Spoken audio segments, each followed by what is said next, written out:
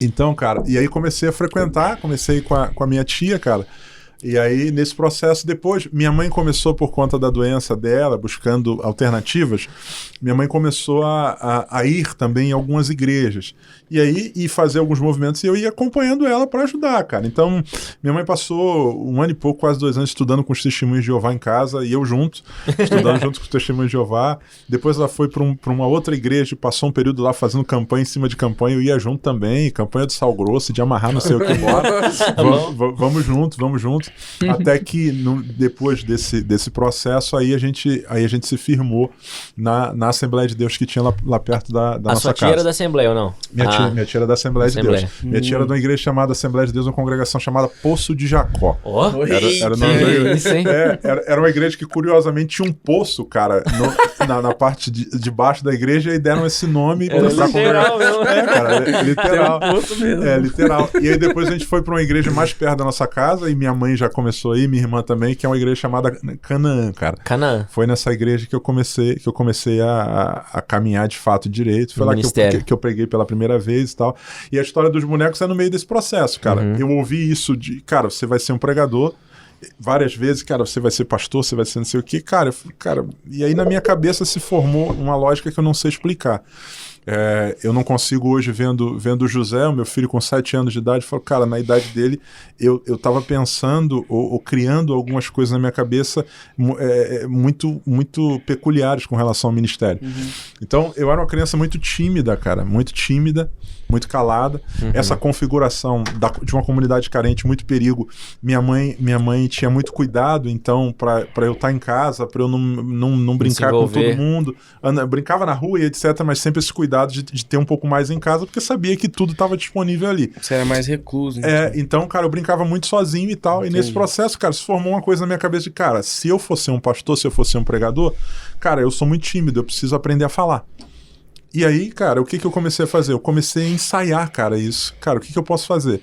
Na casa tinha um guarda-roupa bem antigo que a gente tinha lá, cara, e esse guarda-roupa, uma das portas dele tinha um espelho por dentro, na porta do guarda-roupa. O antigo era clássico. Aí o que eu fazia, cara? Eu pegava o guarda-roupa, tirava todas as roupas de dentro, entrava dentro do guarda-roupa, fechava e ficava falando pro espelho. Olha só. Pegava um vidro de desodorante, cara, e usava como se fosse microfone para de alguma maneira treinar a inibição. E ficava ali. Isso com 7 anos. Cara, nessa fase de 7, 8, 9 anos. Você falou que o José tá com 7? José tá com 7 anos de idade. Não acredito. Tá? Cara. A gente então não tá convivendo, passa muito rápido. Nessa etapa aí. E aí foi, cara. E aí depois começou o esquema dos bonecos. Eu não consigo lembrar com exatidão se foi antes, depois, mas foi no meio desse rolo aí, cara, de eu colocar os bonecos na escada, cara, e começar a pregar. Pedi pra minha mãe uma Bíblia, cara. Minha mãe não tinha condição de me dar uma Bíblia nova. E eu tenho uma coisa que eu vou mostrar, cara, aqui em primeira mão. Opa!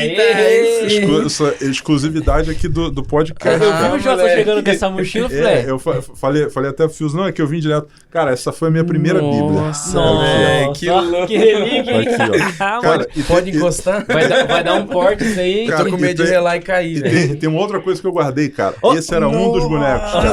Nossa, mentira, velho. Cara, do Cavaleiro do Zodíaco, cara. Naquele mar vagabundo. Caiu o braço. Precisa ser curado. Se eu tô bravo, eu vou colocar de novo. Acabou mirrada, cara. E aí, cara, nossa, minha mãe me deu essa Bíblia, cara, e assim, cara, ela começa em Êxodo 11 e termina em 2 Timóteo 2. Nossa, ela já era assim? Ela tinha um pouco mais de... A capa tinha um pouco mais de coisa, mas era assim, cara, ela não completava. Ela nunca teve Apocalipse.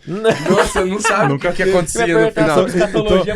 Aqui, cara, tem umas páginas zoadas. E aí tem coisa aqui que eu rabisquei e tal na época. E o que eu fazia, cara, aqui, coisa de criança aqui, cara. Tudo zoado, tudo rabiscado. Nossa, mas eu comecei a ler isso, cara, e usar isso como, cara, eu vou pregar, eu vou ler isso aqui.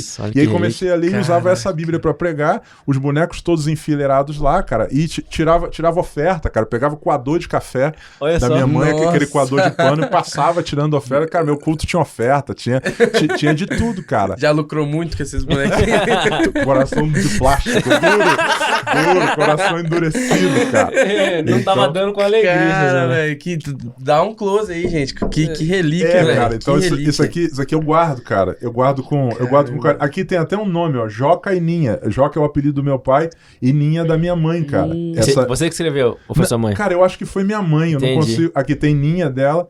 Eu acredito, eu não tenho muita lembrança com a exatidão de quando ela me deu, mas eu acredito que essa Bíblia era dela, já tava bem detonada, e ela deu pra mim. O meu desejo era ter uma Bíblia completa, cara. Isso que eu ia perguntar. Você tinha consciência de que tinha mais livro, não, claro, né? Tinha consciência. É que a gente não tinha condições. Cara, então na época eu me lembro, por exemplo, de fazer desenhos, cara.